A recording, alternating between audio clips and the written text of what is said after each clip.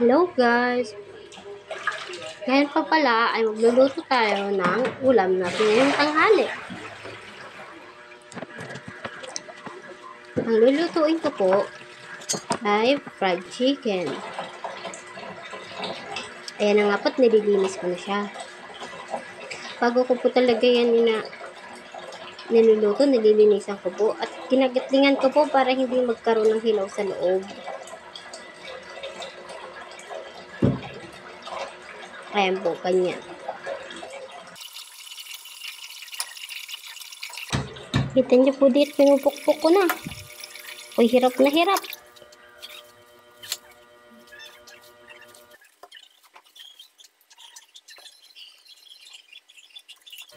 Ayan nga po't atin na pong imamarinate. Yan, nag-ano po ako ng kalamansi.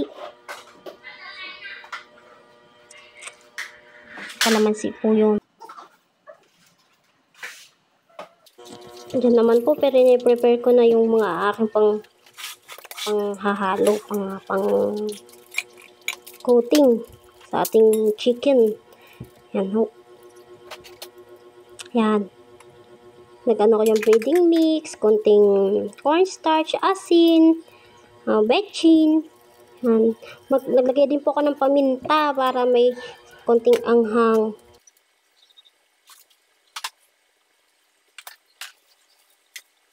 Halo-halo ko po ng ganyan. Yan.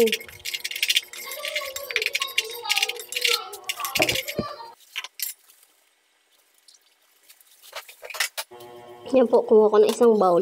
Ako naman po, ano yung aking slimy, pang slimy. Yan, lagyan ko po ng tubig.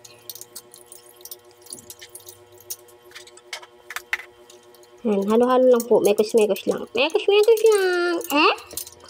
Yan po, ganyan. Inano ko na rin po yung aking chicken. Medyo mas kailangan po kasi sa chicken ay hindi masyadong basa. Kaya po, nilagyan ko po yan ng tissue. Pinunasan ko po ng tissue, gumawa po ng masyadong magtutubig.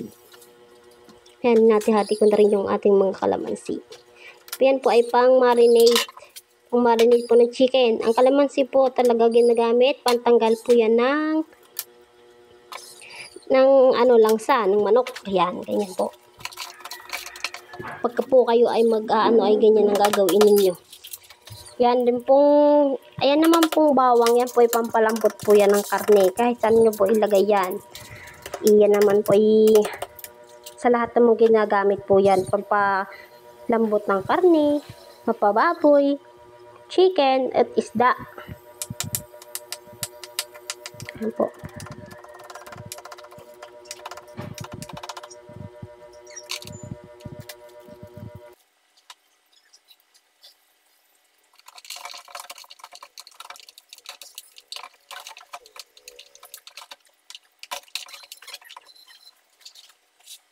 Diyan po ay nilamas ko na siya. Nalamas ko na yan siya. Yan. Naglalagay na lang po ko ng mga pampaalat para kahit pa paano ay may lasa na po mismo yung chicken natin. Hindi na po tayo magdadagdag ng sausawan or what. Mismong chicken na po may lasa na. Manunuot po yan hanggang loob kasi mayroon po yung gitling. Kaya papasok po talaga yung lasa.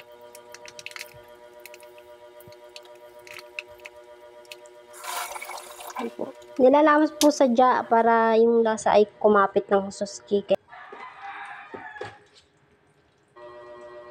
Ayan guys, dito okay na siya. Yan, okay na siya. Tinatanggal ko lang po yung mga bawang kasi kapag yan ay naprito or nasunog, apakapait po niyan. Tinatanggal ko lang ang mga buto at bawang. Nababada po natin yan na medyo may katagalan. Diyan naman po, isusok na natin siya dun sa may ginawa nating butter. Yung pampalapot po niya para kumapit ang harina. Yan, ganyan po. Tapos ilalagay na po natin siya dun sa kanyang pinakaharina, yung mix kanina. Yan.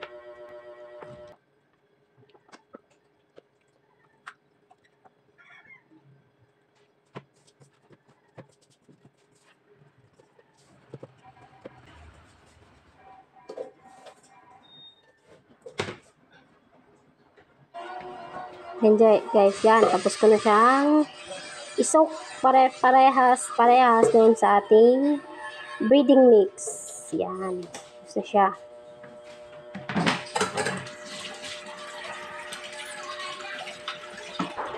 Diba? Hugas naman po tayo. Yan. Kamay. Tapos natin magluto. Ayan.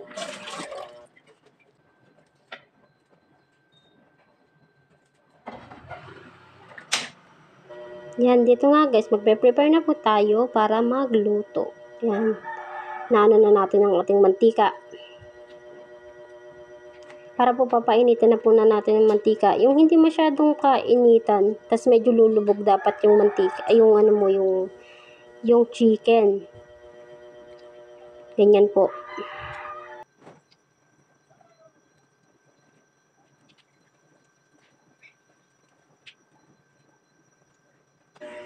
Tapos dyan po, itetesting na natin yung mantika kung okay na. Di pa po siya bumula, kaya wala pa. Ibig sabihin, hindi pa masyadong init. Medyo nilakas-lakas ako na ng konti para medyo umano na yan. Okay na. Sinalang ko na po yung isa. Hindi pa yan po yung sobrang mainit na mainit kasi po bawal po yun dahil matututong agad. Okay? Huwag masyadong mainit. Konti lang. After nga ng ilang minuto, ayan. Tapos na po yung isa. Nakaluto na tayo ng isa. Taran! Diba? Yan po ang ating fried chicken.